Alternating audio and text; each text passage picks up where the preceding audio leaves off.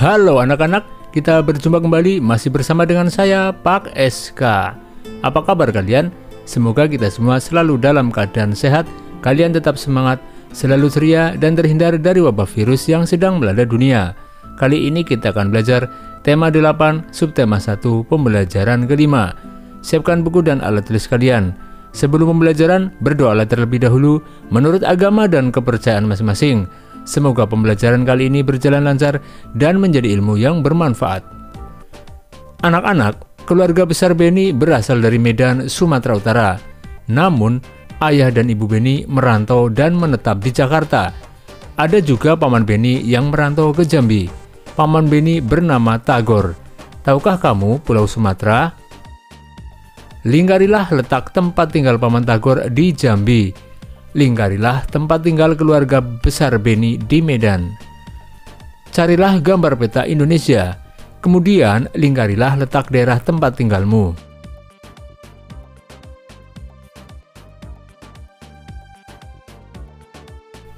Beni dan keluarga mengunjungi paman Tagor. Paman Tagor tinggal di Jambi. Rumah paman Tagor di lingkungan perkotaan. Meskipun di kota, lingkungan rumah paman Tagor bersih dan asri. Masih banyak pohon di lingkungan tempat tinggal paman Tagor. Paman Tagor tinggal bersama istri dan kedua anaknya. Anak paman Tagor bernama Gultom dan Puspa. Amatilah gambar di atas. Identifikasilah keragaman karakteristik individu pada gambar di atas.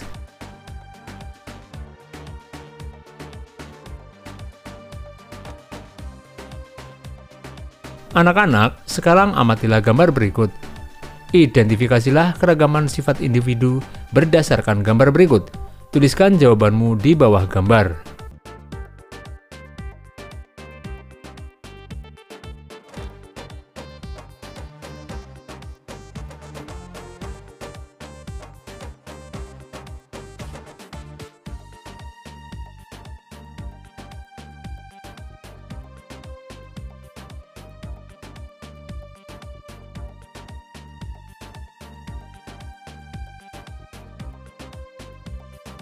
Beni senang berlibur di rumah paman Tagor.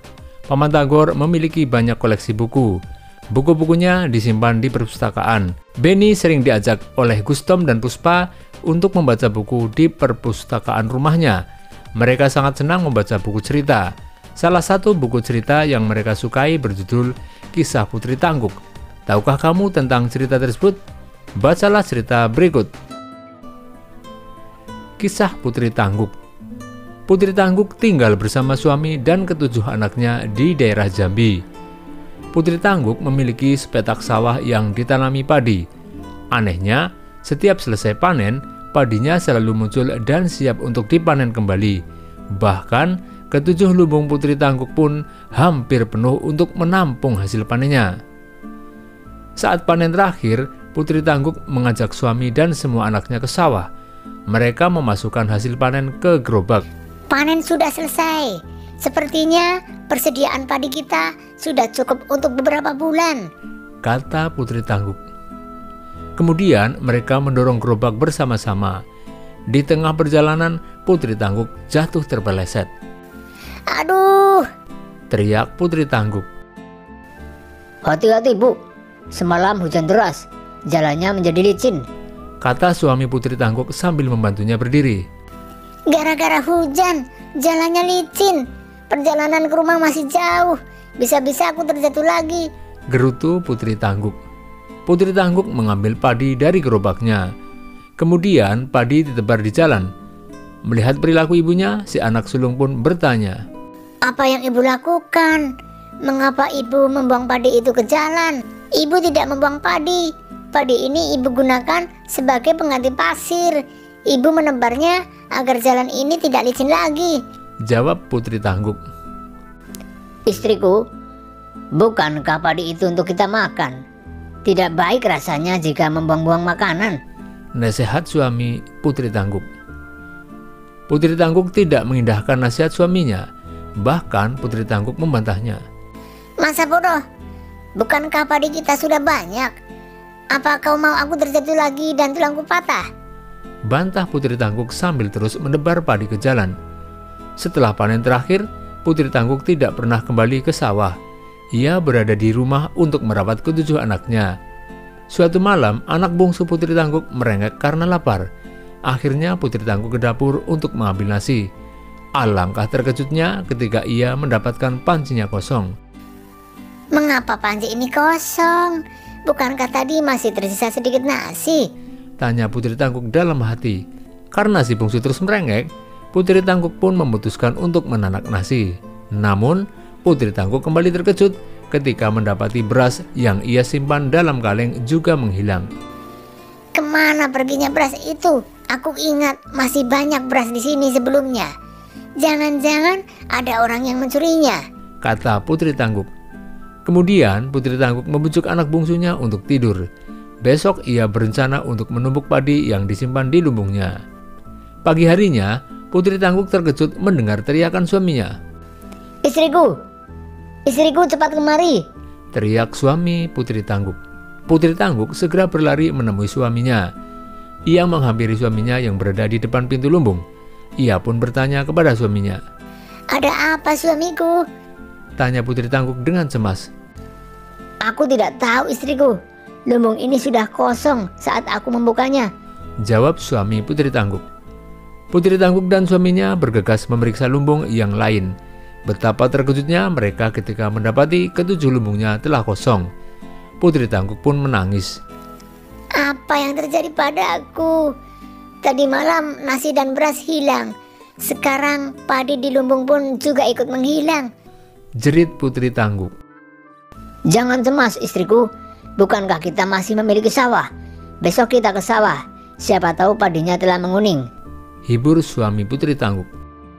Keesokan paginya, Putri Tangguk mengikuti suaminya ke sawah dengan cemas. Setibanya di sawah, tangis Putri Tangguk semakin keras karena mendapati sawahnya telah berubah menjadi semak belukar. Putri Tangguk menangis seharian, bahkan ia tidak mau pulang dan menunggui sawahnya hingga tertidur.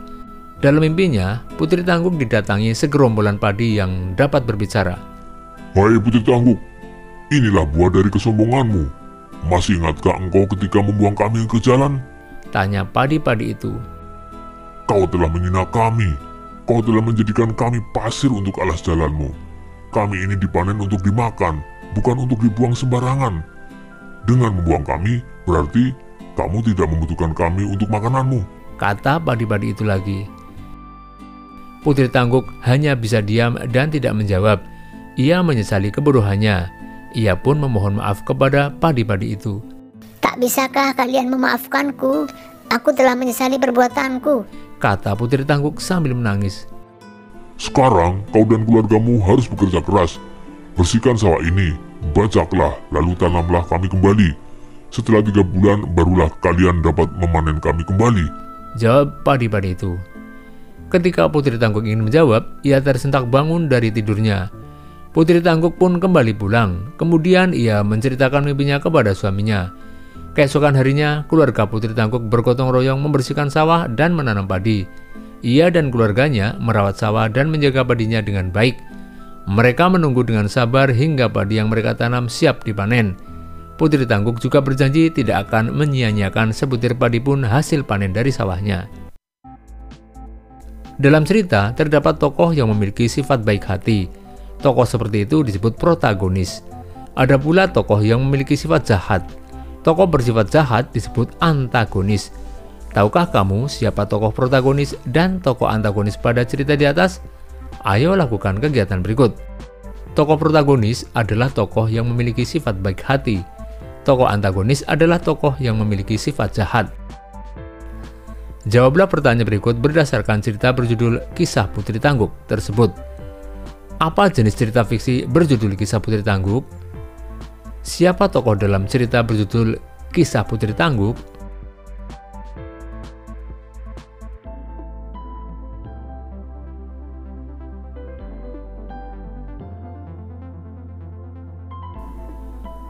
Siapa tokoh utama dan tokoh tambahan dalam cerita di depan? Siapa tokoh protagonis dalam cerita di depan? Jelaskan alasanmu.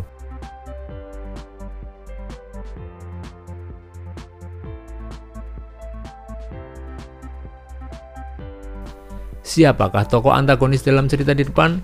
Jelaskan alasanmu.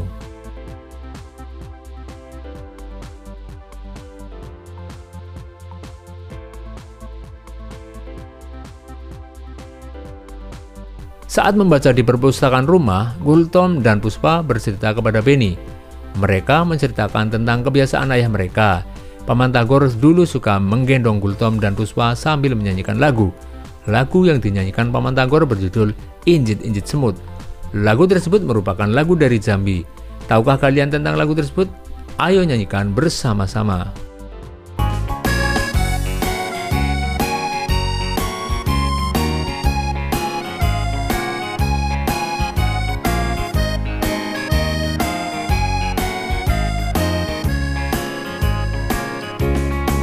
Jalan-jalan ke Tanah Deli, sungguh indah tempat tamasya. Kawan jangan bersedih, mari nyanyi bersama-sama. Kalau pergi ke Surabaya, naik perahu dayung sendiri. Kalau hatimu sedih, yang rugi diri sendiri. Injit semut, siapa sakit naik di atas. Injit semut, walau sakit jangan dilepas. Injit semut, siapa sakit naik di atas. Injit semut, walau sakit jangan dilepas.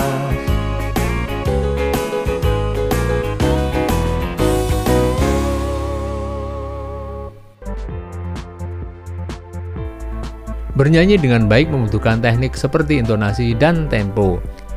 Intonasi merupakan cara bernyanyi mencapai ketepatan bunyi tiap nada. Bunyi nada yang tepat akan menghasilkan suara yang tidak sumbang dan enak didengar.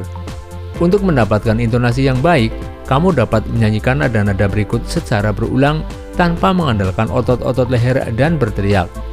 Nada-nada tersebut dapat dinyanyikan dengan tempo lambat, sedang, dan cepat. Kecepatan lagu diukur dengan alat pengukur yang disebut metronom Mailsell atau disingkat MM. Metronom Mailsell ini akan memberikan petunjuk seberapa cepat atau lambatnya lagu dinyanyikan. Tempo lagu dikelompokkan menjadi 3, yaitu tempo lambat, tempo sedang, dan tempo cepat. Demikianlah pembelajaran hari ini anak-anak. Marilah kita tutup dengan doa. Semoga apa yang telah kita pelajari bisa bermanfaat bagi kita semua. Jangan lupa jaga kesehatan badan, jaga kebersihan lingkungan sehingga kita terhindar dari penyakit. Sampai berjumpa kembali pada pertemuan berikutnya. Dadah!